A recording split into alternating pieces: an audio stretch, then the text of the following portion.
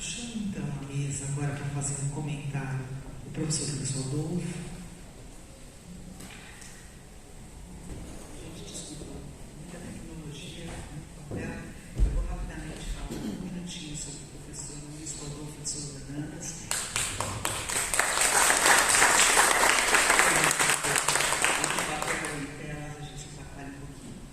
Bacharel em Direito pela PUC, possui mestrado e doutorado em Direito do Estado pela Universidade de São Paulo, coordenador e professor da Escola Ideia Viva, Centro de Estudos Transdisciplinares, tendo sido professor da Faculdade de Direito Presbiteriana Mackenzie e chefe do Núcleo Temático de Filosofia e Teoria Geral do Direito de 2007 a 2013, além de haver lecionado na FAP, Uninove, Unip, Unifiel, e coordenador e professor de vários cursos com experiência acadêmica na área de Direito, Filosofia Lógica, Semiótica Hermenêutica e Metodologia, com ênfase em Direito do Estado, História da Filosofia, Filosofia do Direito e Teoria da Comunicação. Professor, obrigada.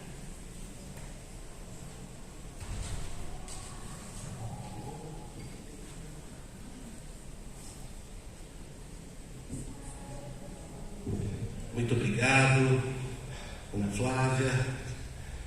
Quero novamente parabenizar, na pessoa do Dom Camilo Dantas, o evento, a primeira semana acadêmica aqui da Faculdade de São Bento, que iniciou segunda-feira, com grandes apresentações, debates, exposições magníficas sobre os mais diversos temas. Parabéns a toda a equipe, a todos os organizadores, os alunos, as coordenações. Muito bom participar desse evento. O que eu tenho aqui a dizer é breve. Fomos brindados aqui com exposições magníficas, de natureza interdisciplinar. O nome da mesa: Políticas Públicas, Ética, Desigualdades e Discriminações. O ponto que, na verdade, eu tentei destacar agora há pouco envolve a concordância com boa parte daquilo que foi tratado, inclusive aquilo que diz respeito à inquestionável crise que passamos. E não se trata apenas de uma crise ambiental, né? Mas a crise do modelo econômico, que vem gerando, sim, exclusões em massa, e a gente não pode fechar os olhos num país como o nosso para a miséria de tantos milhões de brasileiros, e são dados indiscutíveis. Eu acredito na ciência e objetivamente eu sei o quanto, inclusive após a pandemia, houve um agravamento da crise social em nosso país. Bom, a miséria está aí para todos nós vermos, não é? Ela está espalhada pela cidade de São Paulo e outras cidades do mundo afora. Mas o ponto que eu acho que, de fato, essa mesa envolve é a ética. Por isso que eu destaquei. Bom, temos uma questão de natureza psicológica, porque tudo que falamos sobre direitos humanos, e no sentido de forçar e marcar a importância desses direitos para a evolução social, para o amadurecimento democrático, no momento atual, eu acho que não basta.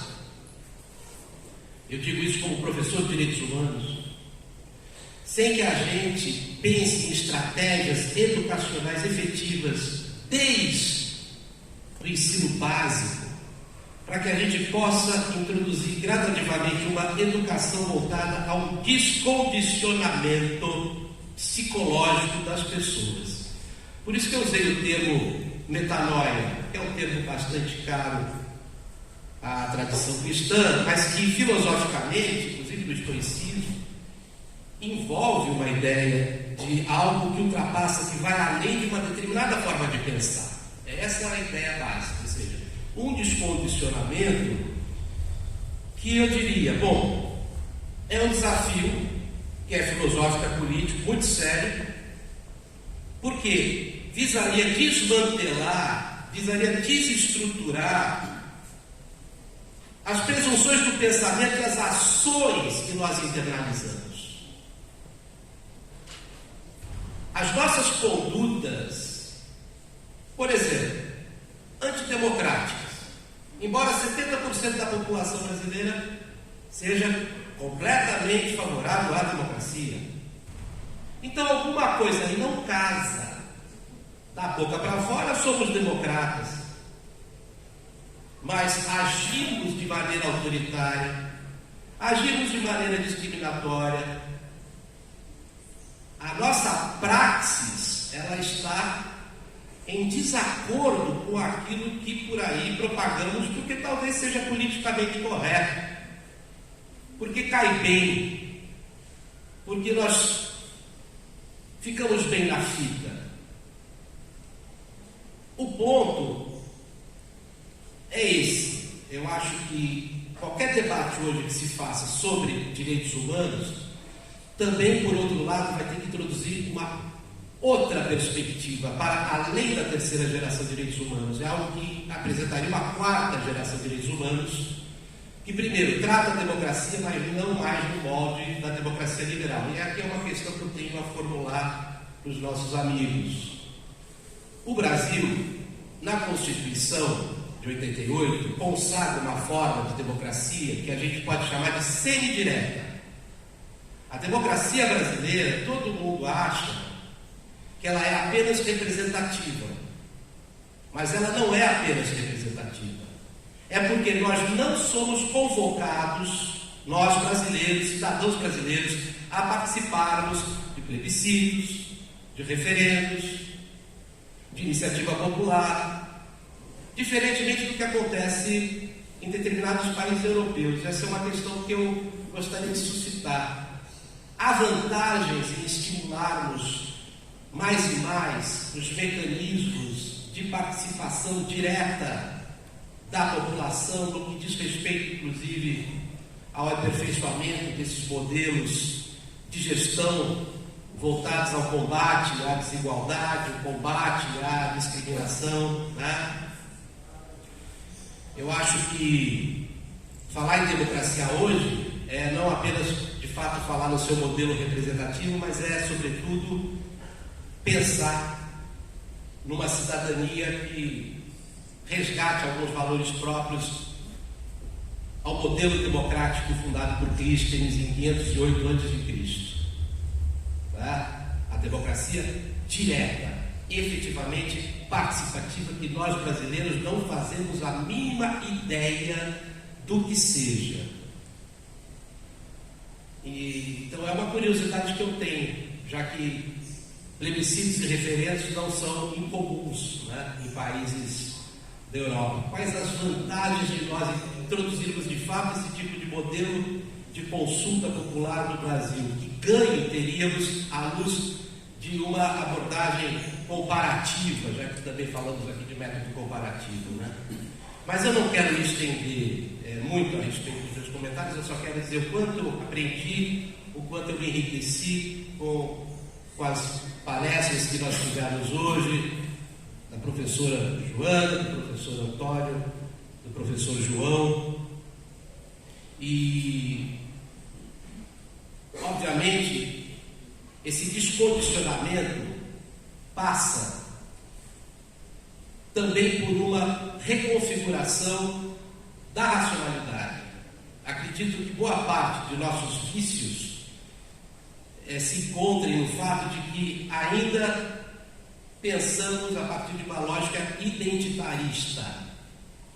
Ou seja, a racionalidade, ela também está expressando uma forma de condicionamento identitário, uma lógica do A igual a A, cuja derivação é a não contradição e o terceiro o excluído. Em sociedades que integram, em sociedades tão discriminatórias, é também necessário pensarmos a partir de outros fundamentos racionais, como, por exemplo, o princípio da diferença, a contradição, o terceiro incluído, uma Uma sociedade que inclui não é uma sociedade em que a alternativa lógica domina, mas sim a inclusão, que envolve o terceiro incluído e todos aqueles que de fato são colocados à margem, como seres inclusive que pertenceriam à ordem de não ser. Essa é a verdade. Nadificados, como se não tivesse existência e qualquer possibilidade de galgarem alguma forma de dignidade. Falamos aqui de dignidade, sem dúvida, mas falamos de indignidade, é o conceito fundamental dos direitos humanos, mais do que a dignidade, porque obviamente os direitos humanos estão reagindo à dor e ao sofrimento extremos. Quando falamos, por exemplo, na tortura como uma prática de violência atroz, é porque nós estamos falando o quanto ela nega a dignidade e o quanto ela nega o direito a uma vida sem a dor extrema, sem o sofrimento extremo. Não é qualquer dor, não é qualquer sofrimento. Nós estamos lidando aqui com a dor extrema, o sofrimento extremo.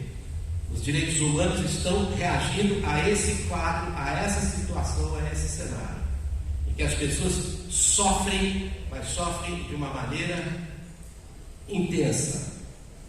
Bom,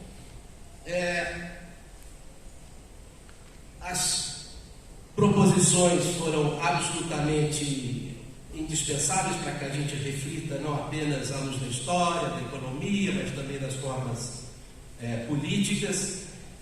Acho que a proposição colocada pelo professor Antônio, vivemos um momento histórico único, isso certamente despertou a nossa atenção, né? É um momento histórico único, né?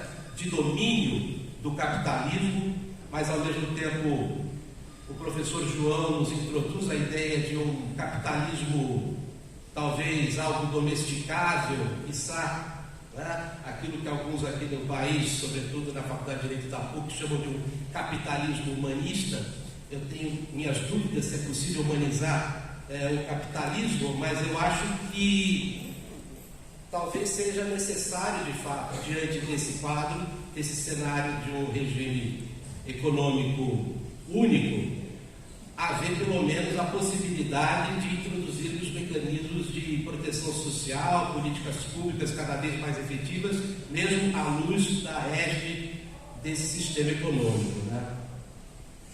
Vitória completa de um sistema econômico, por ora sem alternativa, mas talvez aquilo que eu falei sobre um pensamento voltado para o amadurecimento de uma mentalidade relacionada à biocivilização seja algo viável. Não é uma utopia, é uma transtopia.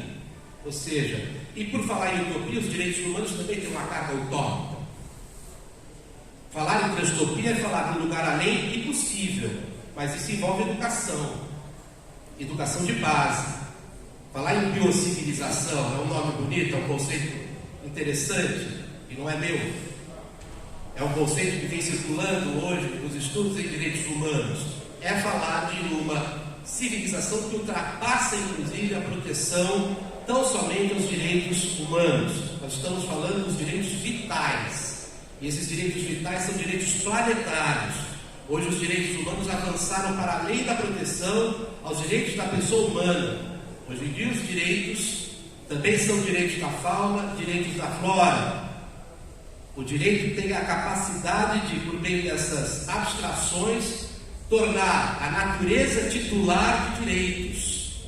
E isso vai envolver uma torção existencial. É uma necessidade que nós temos de sair dessa visão em que o ser humano é, de fato, o centro de todas as problemáticas que envolvem a vida na Terra. Esse descentramento da subjetividade humana é de fundamental importância para que a gente se coloque no lugar de outros bens fundamentais, inclusive a preservação da vida no planeta. Acho que sequer aqui estamos falando em aquecimento global, nós estamos falando em crise climática, nós estamos falando de uma situação que beira o fim da civilização como conhecemos. Bom, então é isso, vamos abrir, para outros questionamentos, para outras indagações. Alguém gostaria de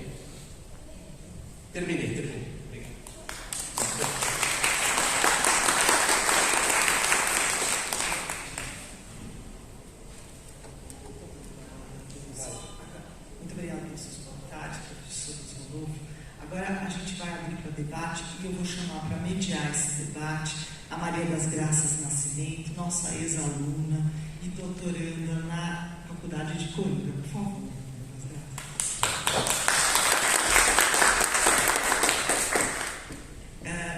Eu e Ana Flávia saímos agora para que os 3 professores de Coimbra, e o Rodolfo e o Lúcio Rodolfo, junto com a Maria das Graças, comandem aí esse debate e a finalização da nossa mesa redonda. Temos aqui uma meia hora, um pouquinho mais talvez, para abrir para as perguntas. Tá? Pode Ana Flávia, propriamente condução dessa mesa, queria dar uma salva de palmas para ela e para todos os alunos da faculdade.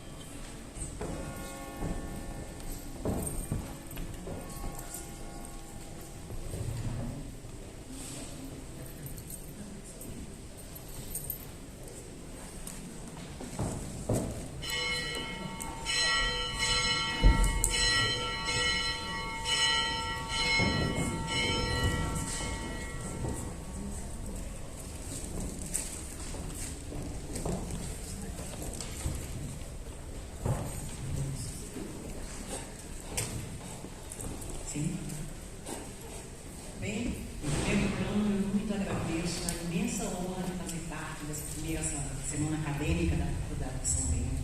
A minha alma mater, foi daqui que eu aprendi os primeiros caminhos em filosofia, e hoje me volto para moderar essa mesa com ilustres professores, a professora Rafael Amaro, que é meu coordenador do curso de doutoramento, a professora doutora Joana Guerra, a professora João Paulo Avelange, que foi também minha professora em Coimbra e ao lado do professor Rodolfo.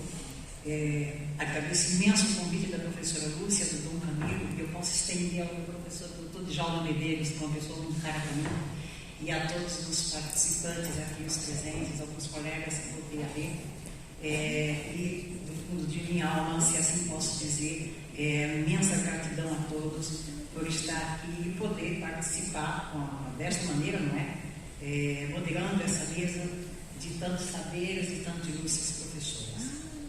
Ora, muito bem. É uma honra de novo estar aqui com vocês e principalmente ouvir essas sabedoria, lições de sabedoria, não é? E começamos aqui pelo Dr. Amaro, que falou em capitalismo em nível universal. Será? Talvez, não é? Desde que o mundo é mundo que, querendo ou não, a gente encara um capitalismo. Quando ele falou sobre o bem comum, me trouxe aqui meu trabalho de filosofia, que é o bem-querer, o bem-estar do outro. Isso me remete à teoria aristotélica, que é o caminho que eu trilho de pesquisa filosófica. Né? A doutora Joana trouxe aqui a ideia de solidariedade na sociedade, né? Discutir ao invés de confrontar, tudo em busca de um bem comum que chega no nível do ganha-ganha, não é? Acho isso muito interessante. Já o Dr. Rodolfo levou para o lado dos direitos humanos, dando direito à fauna, à flora, que é o que nós temos em debates nesse sentido. Temos muito se fala dos direitos humanos, principalmente no momento em que a gente... E hoje, para moderar e colocar já as questões, o professor Rodolfo já fez um levantamento do que ele queria muito bem falar, muito bem dizer, e eu penso que nesse momento, já que estamos aqui a discutir sobre esses riscos de temas, não é? Eu, como enquanto moderadora, quero colocar a primeira questão aqui para ver o debate, como disse a Flávia, que a mesa redonda dos debates iria pegar fogo, não é isso? Então, eu quero postular aqui, entendendo que já discutimos, né, sobre políticas, economia, capitalismo, e que nos levam a refletir, a diversas reflexões. Portanto, nesse sentido, eu gostaria de ouvi-los, não é? Quais as perspectivas que devemos alimentar, né, sobre um desfecho positivo ou negativo para a nossa Agenda 2030 a partir desses contextos atuais, não é? Cercados de pseudo-democracia, não é? Cercados de pandemia, guerras civis e mercadológicas. Então eu queria muito abrir esse debate com esse questionamento. Quais as perspectivas que podemos alimentar, né, em prol de um mundo melhor?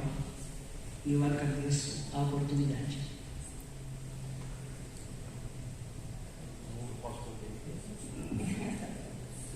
Ou já passou?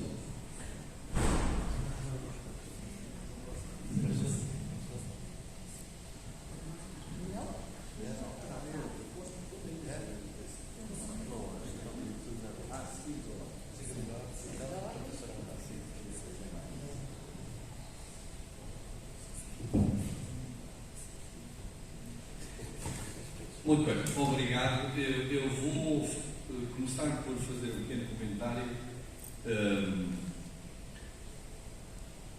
tendo em conta o professor Rodolfo trouxe aqui um comentário com o qual eu concordo plenamente, já tínhamos falado nisso em Portugal, e que levanta inúmeras questões. E eu começaria por fazer um breve comentário, temos que ser obviamente breves, seis pessoas a responder, mas que me levou à seguinte reflexão. Aliás, escrevia logo aqui, portanto nem sequer preciso estar a improvisar muito. Portanto, quando fala em descondicionar, eu diria, diz a psicologia, pode ser a psicologia, mas pode ser descondicionar o modo como naturalizamos determinadas coisas que são absurdas à luz dos direitos humanos e que as vamos aceitando. Isto para mim é para mim muito importante. É preciso ver que todas as épocas, eu como historiador faço logo esta análise, todas as épocas naturalizaram coisas. Nós olharmos à história, nós é que muitas vezes não. Eu ouvi o meu colega João Paulo, com o qual concordo completamente com o que vou dizer, que é levarmos pouco a sério, e vejas que vivemos um momento também nesse aspecto muito particular. Levamos pouco a sério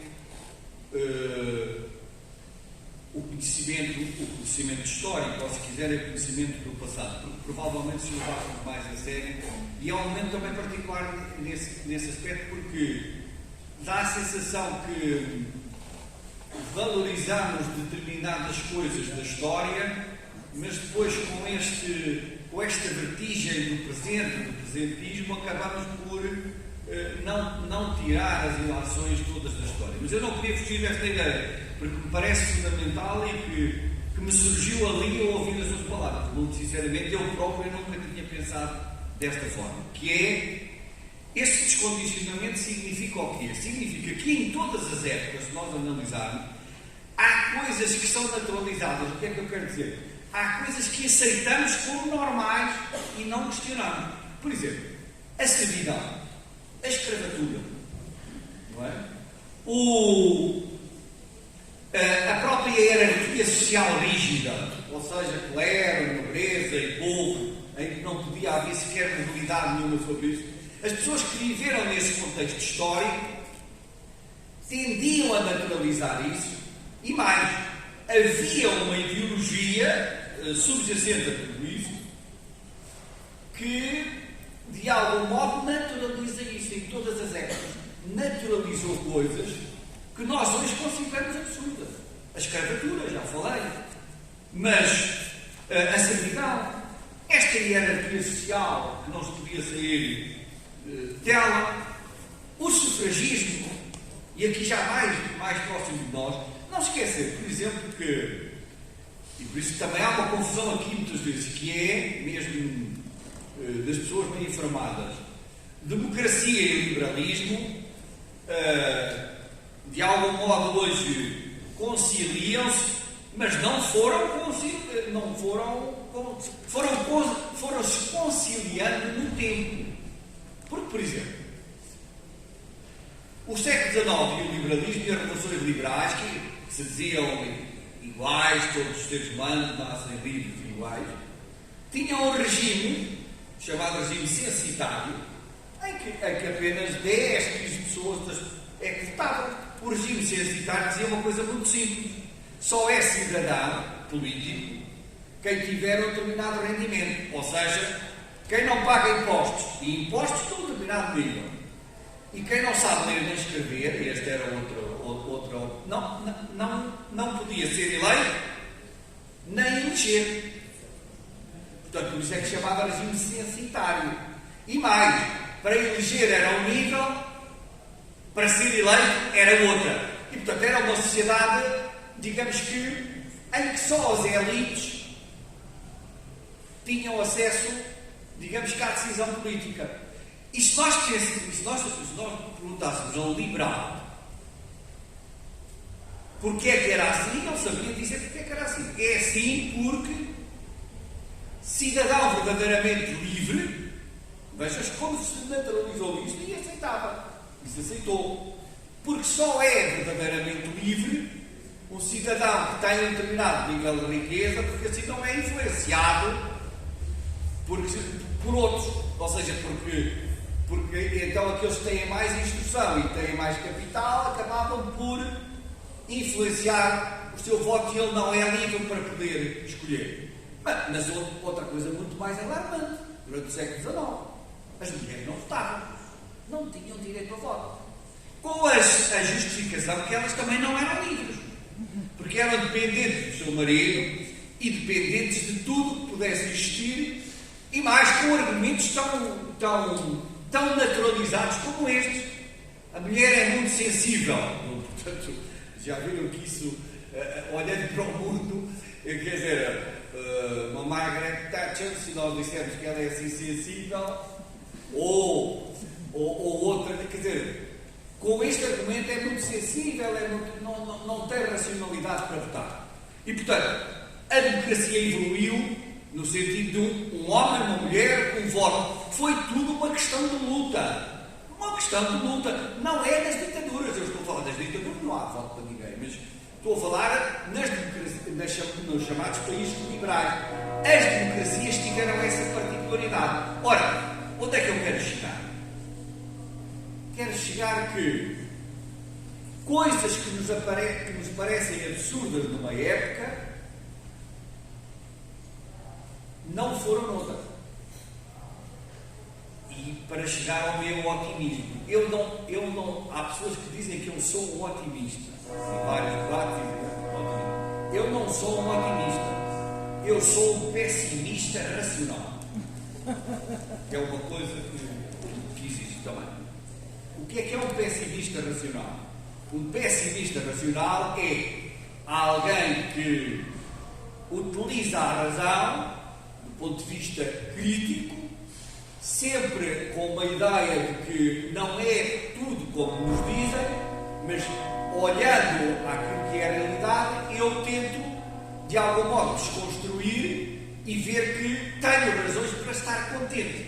Agora, apesar de tudo que eu disse aqui, porque se eu analisar a história, eu vejo que há coisas, ainda agora aqui disse, que pareciam naturalizadas: escravatura, regime senhorial, exploração levada ao extremo, direitos sociais, direitos políticos, etc. Aliás, até há um autor que diz que no século XIX, direitos civis, começou assim a Revolução Liberal, ou seja, a igualdade de direitos que são civis, os direitos políticos até aos finais dos finais do século XIX até à Segunda Guerra Mundial, e depois os direitos sociais depois da Segunda Guerra Mundial, e com ele uma Carta de Direitos Humanos que é completamente esmaga tudo o passado nesse aspecto. Ora, o meu otimismo, como vê, radica nesta análise. E porquê é que eu sou otimista? Sou otimista porque eu acho que o ser humano já fez um percurso, já fez um caminho que nos permite, com otimismo, dizer que, com empenho, com com este descondicionamento de não naturalizar o que não é naturalizável. Eu hoje aqui falei nas desigualdades. As desigualdades só existem porque ideologicamente estão naturalizadas. Porque se eu fosse tão radical quanto à desigualdade, como sou radical relativamente a outras coisas que já não admitimos, e são muitas, quer dizer, se eu viesse aqui defender que as mulheres não podiam votar, por exemplo, como já aconteceu e foi naturalizado, diriam que eu era um bota de elástico. Dizem que aquele indivíduo está fora do seu tempo. Mas a verdade é que já houve um tempo onde isso aconteceu. E para deixar de acontecer, não foi de mão beijada. Foi preciso lutas para que isso acontecesse. Por isso que o descongestionamento que eu li aqui o descongestionamento não é outra coisa do que desnaturalizar coisas que são absurdas à luz dos direitos humanos e torná-las, digamos que, algo que nós não concebemos, não aceitamos. E para isso só lutando para isso. E a luta não tem que ser uma luta violenta, porque eu não sou partidário da violência, nem de revoluções violentas. Eu já não acredito nisso. A verdadeira, eu vou dizer aqui uma coisa, que a verdadeira revolução, e aquela que eu acredito mesmo, deve começar em nós, primeiro. Porque eu já vi muita gente a defender direitos universais para o mundo, de uma coisa muito sistémica, e depois em casa dele, isso não passa de uma falácia. Portanto, primeiro dentro de nós, depois logo com os que estão mais próximos de nós, e depois no local de trabalho, e depois na sociedade, etc. Só isso é que eu acredito. Porque enquanto eu não me descongestionar a mim, ou descondicionar a mim, porque eu para aceitar que uma mulher e um homem têm direitos iguais, eu para aceitar que a mulher pode votar, eu para aceitar que não existem raças, isso não tem sentido que eu possa distinguir alguém que é preto, branco, cinzento, de outra cor qualquer, isso existe, que só existem seres humanos. E quando eu digo seres humanos é homens e mulheres e portanto, independentemente da sua condição, é uma condição que não tem qualquer sentido. Para isso eu tive que, não é? Eu vou dizer aqui uma brincadeira. Eu cozinho em casa, não é? Sou eu que cozinho em casa. Isso ainda, mesmo numa sociedade como a portuguesa, e até em Coimbra, para algumas pessoas, eu diria, a minha mãe já faleceu, mas se ela fosse viva, ela diria: filho, casaste de uma forma tão... Então tu é que cozinhas em casa, não sei o quê. Ora, eu próprio tive que me descondicionar e dizer, não, eu não tenho. Porquê é que há de ser outra pessoa e não eu, se eu até sei cozinhar melhor que a outra pessoa? E portanto, não é por... nem sequer... A mim nem sequer se coloca. Não tem... Mas há outras coisas que ainda preciso de me libertar. Ou seja, eu dou comigo todos os dias a ter preconceitos contra determinadas coisas. E eu preciso estar todos os dias, e cheguei a esta idade e ainda não acabei com os meus preconceitos. Todos. Ora, este trabalho é um trabalho interior. Estamos num espaço onde isso é altamente conhecido, esse trabalho interior. Se não houvesse esse trabalho interior, ninguém aguentava determinado tipo de situação. E, portanto, eu acredito, e nesse aspecto sou um militante otimista, se assim quiserem, ou então um pessimista racional. Para não alongar, eu acho que também já respondi aqui à Graça, que é, se me pergunta que eu acredito que vamos dar a volta a muitas coisas, acredito porque eu olho para a história e não preciso de ser aquele racionalismo em que o progresso é uma linha. O progresso não é uma linha. Anda para trás e para a frente. E neste momento estamos a atravessar um período em que há muita gente a puxar a linha para regredirmos a coisas que já não acreditávamos que pudéssemos regredir. Mas eu acredito que há muito mais gente a puxar a linha num outro sentido. E o espaço que criámos, ainda não vi aqui ninguém, mas pode ser que apareça, que queira puxar a linha num sentido daquilo que eu aqui pus. E por isso a minha perspectiva é, mesmo o capitalismo, é bom dizer isto, o capitalismo tem muitas coisas positivas, porque se nós olharmos, o próprio Marx diz que o capitalismo era uma revolução, digamos que. Porquê? A revolução relativamente ao ponto anterior. Agora, que ele precisa de ser, aceito perfeitamente que há pessoas que dizem ele pode ser melhorado, ele próprio como sistema. E há outras que dizem ele tem que ser superado. Mas quando for superado, é bom que nos digam para onde é que o querem superar. Isso é muito importante. Porque eu não acredito em revoluções no escuro. Já não acredito nisso. Eu acredito em revoluções neste sentido. Ou seja, revoluções que de reforma em reforma, com tenacidade, com persistência, com coragem, com luta, possa transformar realmente o próprio sistema económico que vivemos hoje aqui. Portanto, esta é a minha perspectiva, e é uma perspectiva que, muito sinceramente, me faz conviver bem comigo, embora acho que possa fazer ainda mais, e ainda tenho que eliminar muitas coisas que tenho dentro de mim, preconceitos que não vou agora aqui revelar, mas que estou todos os dias a tentar ver se eles desaparecem. Muito obrigado.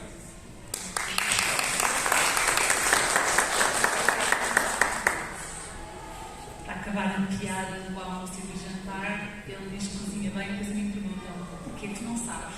Portanto, é suposto ser eu a cozinhar e não aqui o António Mar.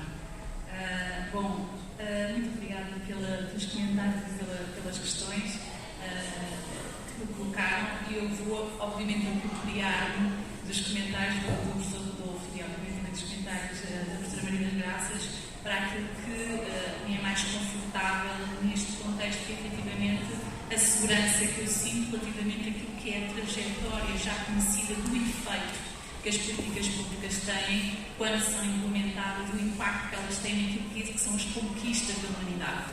E, portanto, este é um aspecto que não é preciso, não é propriamente uma corrente teórica que defende, não, é factual, é a evidência da ciência que nos diz que o próprio percurso das políticas públicas já nos demonstraram diferentes tipos de realidade. Já tivemos políticas públicas desiguais, assistencialistas, e já experimentamos claramente uma forte evolução dos contratos sociais que nos trazem uma lógica muito desenvolvida, muito emancipada daquilo que é a nossa compreensão sobre o outro e a nossa compreensão sobre aquilo que permite o desenvolvimento humano num contexto democrático e social.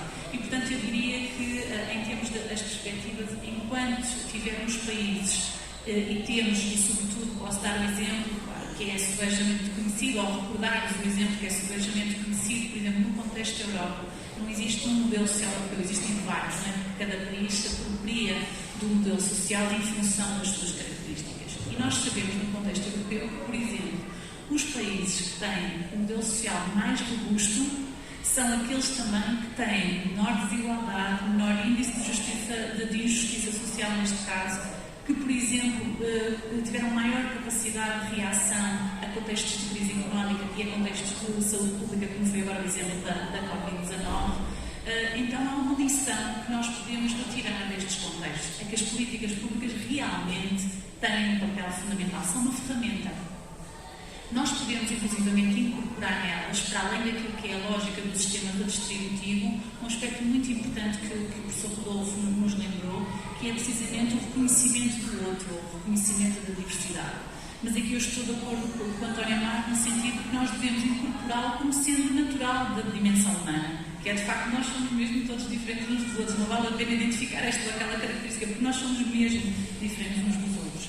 até nós próprios somos diferentes de nós mesmos consoante o tempo vai avançando, não é? O que eu penso hoje é claramente muito diferente daquilo que eu pensava há 10 anos atrás, e tenho a certeza que daqui a 10 anos vou pensar ainda melhor do que hoje. Portanto, chega a ser um pouco estranho como é que nós nos ocupamos tanto com particularidades, quando na verdade a via mais simples seria a plena aceitação do outro naquilo que são as suas características. Talvez no Brasil seja mais intensa esta questão, por exemplo, no contexto europeu, em que a diversidade não se expressa de formas tão evidentes e tão intensas como provavelmente. Então, no contexto português, ainda menos. Nós, no contexto português, somos muito, eu diria, quase homogéneos naquilo que são algumas das características culturais, nomeadamente, e, portanto, temos a nossa diversidade, mas é uma diversidade que tem uma âncora bastante similar. E, portanto, esta minha interpretação, devo ressalvá-la, que é uma interpretação de alguém que vive num continente, no contexto europeu, de país considerado dentro do grupo de países muito desenvolvidos, e em que, obviamente, as nossas condições de qualidade de vida, históricas, inclusivamente, e o progresso que tem acontecido neste âmbito, efetivamente não se compara com aquilo que, por exemplo, a América Latina ou o Brasil podem viver. Portanto, tem aqui uma certa compensação, benefício da dúvida, porque a nossa experiência é obviamente um pouco diferente. Queria só chamar a atenção e talvez para dar um contributo naquilo que eu penso que pode não só melhorar as nossas perspectivas para realmente conseguirmos atingir a Agenda 2030, mas como também aquilo que é algum alimento para efetivamente nós conseguirmos o desenvolvimento daquilo que são os direitos humanos, que é uma característica que eu considero particularmente relevante, e que temos que trabalhar muito, que é a retirada da dimensão coerciva sobre as pessoas. Ou seja, dentro do contexto das políticas públicas, há uma dimensão de coerção que também é prejudicial. Ou seja, temos aqui o lado lunar das políticas públicas, não é? Temos a dar o lado solar, e agora estou-vos a dar uma característica que eu acho particularmente preocupante, porque nós só realmente conseguimos reconhecer o outro e respeitá-lo quando não exercemos uma ação coerciva sobre ele. E muitas vezes a maior parte das políticas públicas, como elas são emanadas do Estado e têm na sua essência o cumprimento da lei, nomeadamente as equipas de intervenção, os diferentes profissionais que estão numa relação direta, inclusivamente com as pessoas que necessitam, que são os destinatários dessas medidas de política, assumem uma postura coerciva. Eu acho que isto é uma dimensão que não está nada trabalhada, porque os Estados precisam de se defender daquilo que é um contrato, porque é um investimento que eles consideram também que é um investimento, até para depois, obviamente, dar uma resposta àquilo que a sociedade, no geral, reclama. Porque se eu pago impostos, eu quero saber como é que eles são gastos. E então, muitas vezes, nós privilegiamos uma dimensão coerciva sobre o outro. Eu acho que aí também é um princípio básico, mas na minha perspectiva e de acordo com a minha experiência, eu diria que isto é um tópico que também tem que começar a entrar na nossa discussão. Porque, nomeadamente, os países nórdicos, que são o grande exemplo, são altamente coercivos com as pessoas, de uma forma dissimulada, por assim dizer, no sentido do tratamento, que até parece bastante aberto, mas depois é altamente coercivo. E as instâncias que fazem a implementação dessas políticas públicas, muitas vezes também são altamente coercivas. Um exemplo prático, ok? Há o acesso a um determinado serviço ou resposta, se... E, portanto, esta relação está sempre presente. É uma relação condicionada ao bom comportamento. E eu penso que isto é um aspecto que nós deveríamos também ponderar e repensar, porque o banco comum não tem, supostamente, estas hierarquias. Não tem aquele que é o capaz, aquele que disponibiliza o serviço ou a resposta e aquele que tem que aceitar aquele serviço e aquela resposta mediante determinadas condições. E este seria o meu contributo, que era uma reflexão à volta das questões relacionadas com a coerção.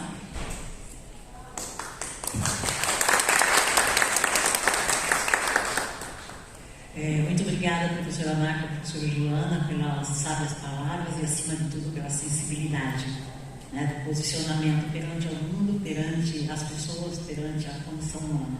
Isso é muito importante. Nesse momento, eu queria abrir para a palestra para os assistentes, se alguém quiser fazer uma pergunta. Enquanto isso, eu passo aqui para o professor João Paulo e o professor Rodolfo para que teçam seus comentários e suas considerações enquanto chega alguma pergunta da plateia. Tentando responder rapidamente, a vários comentários e questões que foram colocadas. Então, eu teria algum cuidado com a questão da democracia direta, sobretudo na atual altura. A democracia representativa tem limitações, mas tem potencialidades. A democracia participativa, através das organizações da sociedade civil, também. A democracia direta também, mas na atual conjuntura da radicalização, a ideia de haver constituições por referendo e essas coisas, e de referendar de direitos humanos fundamentais, que acontecem em alguns países, talvez. Portanto, eu acho que o cardápio das 3 formas de democracia em convergência, bem na Constituição de Weimar, é importante, mas hoje, se calhar, eu deixaria a terceira para uma situação mais estabilizada. Bem, quanto à regulação do capitalismo, não é uma questão para mim metafísica, ou seja, da minha experiência enquanto historiador, o que dá para observar nos países onde isso aconteceu de forma mais substancial acontece. Eu diria que, apesar de tudo, mesmo no contexto brasileiro, e atrevo-me aqui a chamar, colocar a foice em seara alheia, por exemplo, o Estado de São Paulo é revelador de uma diferença relativamente a outros Estados brasileiros, ou seja, uma maior capacidade de regulação. Não designado a conjuntura isso seja assim tão óbvio, mas eu diria que por comparação dos indicadores que eu conheço com outros Estados brasileiros, houve, apesar de tudo, uma maior capacidade de regulação do capitalismo e de encontrar soluções. Eu acho que, enquanto não houver alternativa, intervir para que o capitalismo seja regulado e até demonstrar que isso é eficaz para o próprio capitalismo, para além de para as pessoas, pode ser um caminho. Depois, a questão das questões ambientais, eu acho que elas são fundamentais. Elas devem ser integradas e resolvidas, mantendo a resolução dos problemas das pessoas. Ou seja, não pôr como alternativa à resolução dos problemas das pessoas. E o problema das pessoas não é poder ter, como o Manuel utilizou, ou hoje utilizou como metáfora, 10 calças. As pessoas vivem bem com umas calças ou com 2. Pronto, com 2, vá lá. Ok?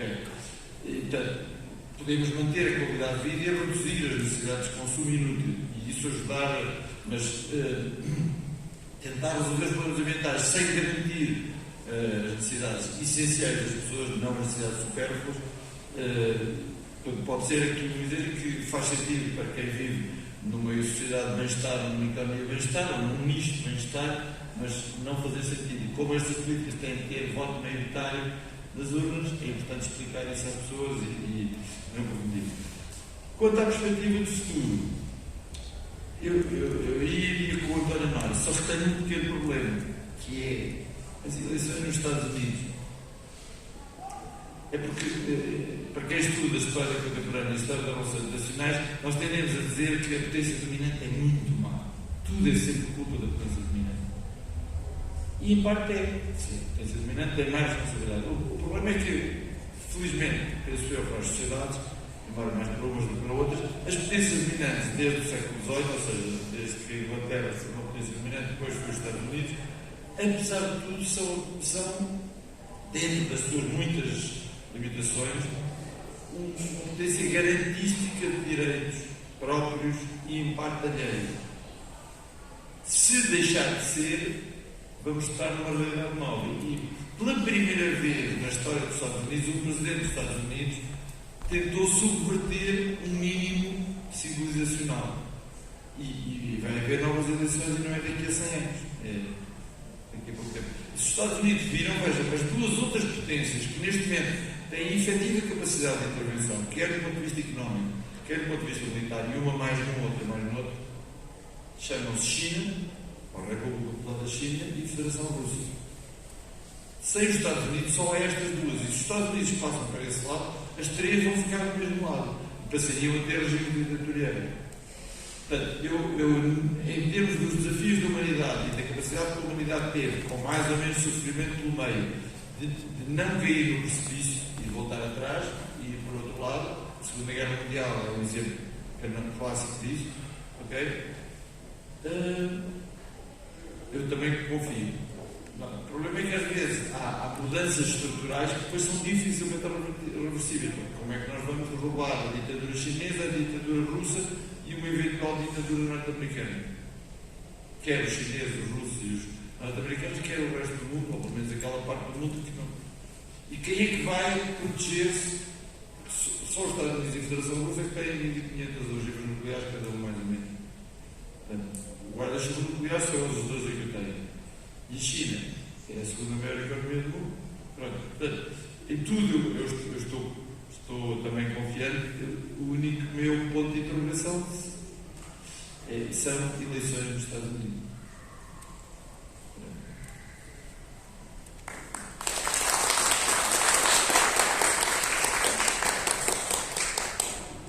A gente pode abrir para as perguntas. Alguém gostaria de fazer alguma pergunta?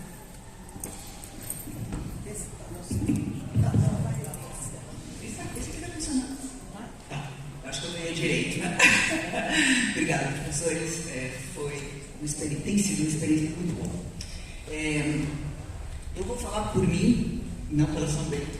Dom Camilo não vai puxar a orelha, mas acho que ele vai gostar da pergunta.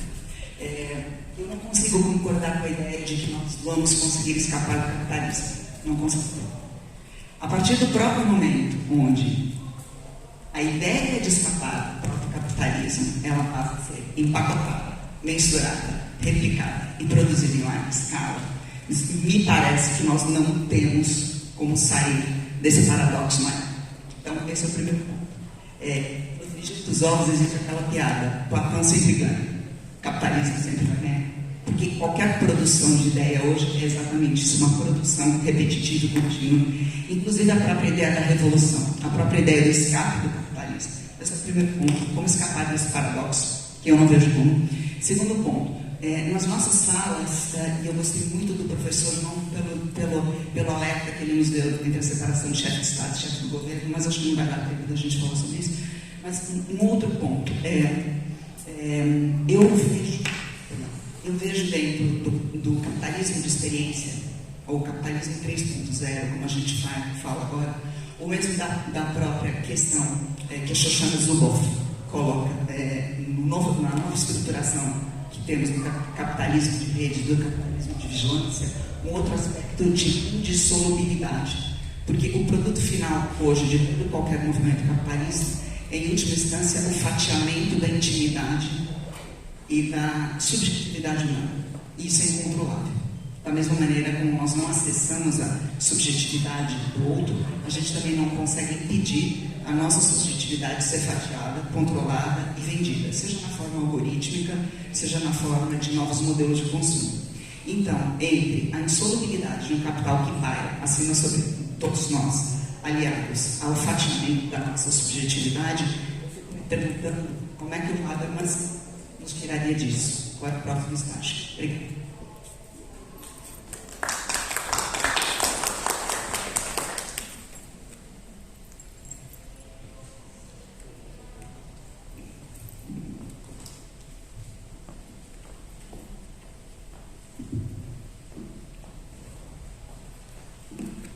Muito obrigado pela questão. Pois, essa é a verdadeira questão que se coloca, o que acabou por... Eu percebi às vezes mal porque estava muito encostado ao microfone, mas acho que percebi a ideia. Eu penso que podia resumir a ideia, que é: não acredita que no quadro do capitalismo os grandes problemas do nosso tempo sejam resolvidos, é isso? Não. Não. Então, sim. Eu vou falar um pouquinho mais longe. Mais longe, sim. Eu não acredito que há uma resposta, um outro modelo substitutivo a curtíssimo prazo ou a médio prazo que substitua o capitalismo, seja na sua forma qual for. O neoliberalismo, ok, me parece que é um aspecto predatório, né? E aí Gramsci, né? O novo morreu, o velho morreu, o novo não nasceu e a gente está no interregno, né?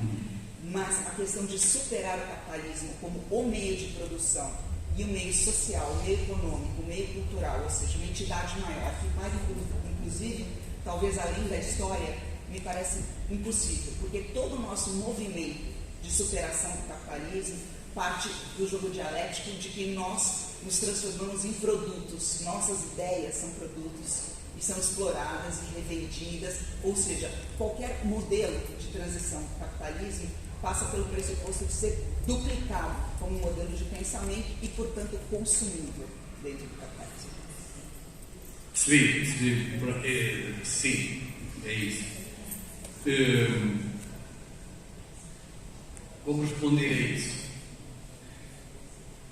Era o que eu estava a tentar dizer, ou seja, essa é a grande questão. Porquê? porque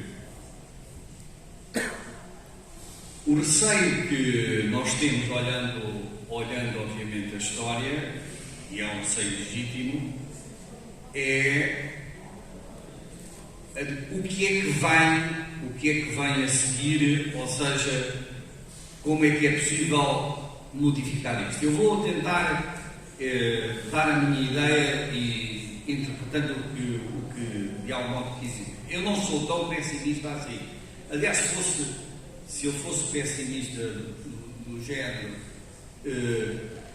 não há nada a fazer, vamos ter que conviver com isto mesmo sendo mau, eu diria que, para o meu modo de pensar e de agir, isso não é possível. Aliás, eu costumo dizer que para ser professor é preciso acreditar na perfectibilidade humana.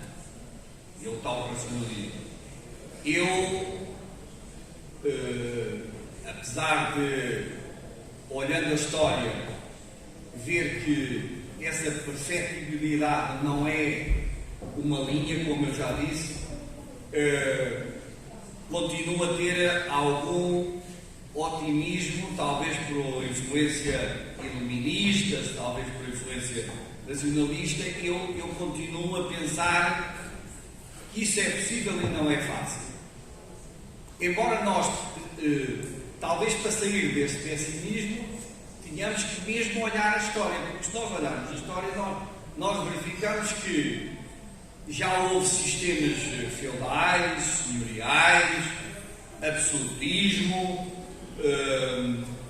com sistemas de exploração, o capitalismo. Tudo isto, a meu ver, é histórico, não é? Ou seja, em determinado contexto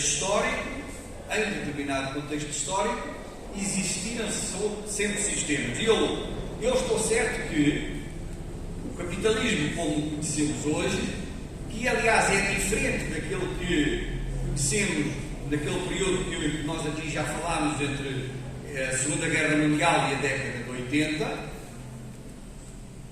eu não preciso de ter grandes dotes de adivinhação, ele vai terminar, ele vai acabar. Ora, perceba o que diz, ele vai acabar. A minha grande angústia não é tanto essa, é em momentos de crise, as soluções que são encontradas, e nós vivemos um momento de crise, não vale a pena, mas como o próprio nome e o conceito de crise indica, é um conceito que tem sempre duas perspectivas, ou seja, ou se avança ou se recua, se quisermos utilizar digamos que esta terminologia. Nós, olhando para a história, o que é que vimos? Vimos que o período entre as duas guerras, em pleno século XX, por culpa de dois países que eram dois países europeus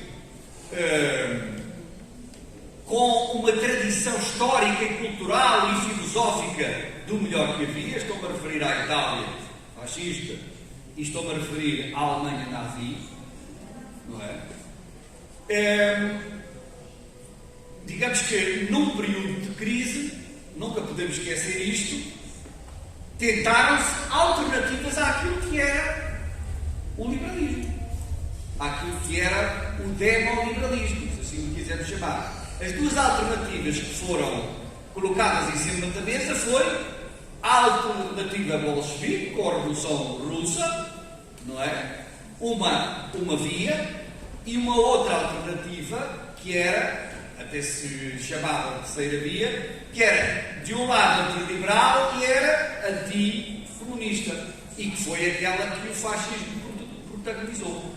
Ora, num momento de crise tivemos duas alternativas, e esta é a minha perspectiva, duas alternativas que não só não vingaram, infelizmente que não vingaram, neste caso o nazismo e o fascismo, ou então não foram suficientemente competentes para serem verdadeiramente uma alternativa àquilo que se considerava estar em crise. Sem querer estar a abusar destas comparações entre os momentos históricos, eu acho que vivemos um momento muito parecido ou aquele que foi o período entre as duas guerras. E por isso eu estava a dizer qual é a minha angústia e o meu receio. O meu receio é que neste momento de crise, na vez de haver uma evolução em que o próprio sistema, quer do ponto de vista económico, quer do ponto de vista político, quer do ponto de vista daquilo que é todos os pressupostos que disse, ideológicos, culturais, etc., que a fazem ser pessimista quanto ao futuro, digamos que o meu receio, a minha angústia, como eu disse, é que as alternativas que surjam, quer dentro do quadro que conhecemos, quer apareça uma outra alternativa que nós ainda não descortinamos e que não conhecemos, sejam piores e sejam no sentido de recuar, como aconteceu neste período. Mas tomemos atenção a uma coisa que ainda não falámos aqui e que penso que o meu colega João Paulo, na sua comunicação, tornou mais ou menos claro. Eu vou terminar só com isto. Está a surgir uma alternativa que, a meu ver, não é boa, mas que pode ser o polinho para algumas tentativas autoritárias, quer na Europa, quer na América Latina e até no próprio caso americano. E que, neste caso, é a China. A China não pretende só ser a primeira potência económica mundial. A China pretende também que o seu modelo e a sua forma de pensamento seja um modelo tão dominante como o modelo que agora existe, em que tem o centro desse modelo nos Estados Unidos da América. Ora, o meu otimismo, digamos que, ou se quiser, o meu pessimismo racional, é que nós preparemos, digamos que aquilo que eu chamaria, para utilizar nomes que conhecemos, um socialismo democrático, ou se quiserem, um socialismo com o desenvolvimento dessa mesma liberdade, que não implica, digamos que esse socialismo democrático não implica o ataque à propriedade como uma revolução, ou seja, de deslocação dos meios da propriedade dos meios de produção daqui para ali, mas que provavelmente uma regulação muito forte daquilo que é a propriedade. Porque eu não precisamos dizer que a propriedade é um roubo, mas a propriedade também não é em si um bem absoluto, que não se possa tocar nesse bem. Não se pode, porque nós hoje politicamente achamos que não pode, mas a propriedade pode ser outra coisa, se pensarmos obviamente no bem comum. É o meu otimismo relativo.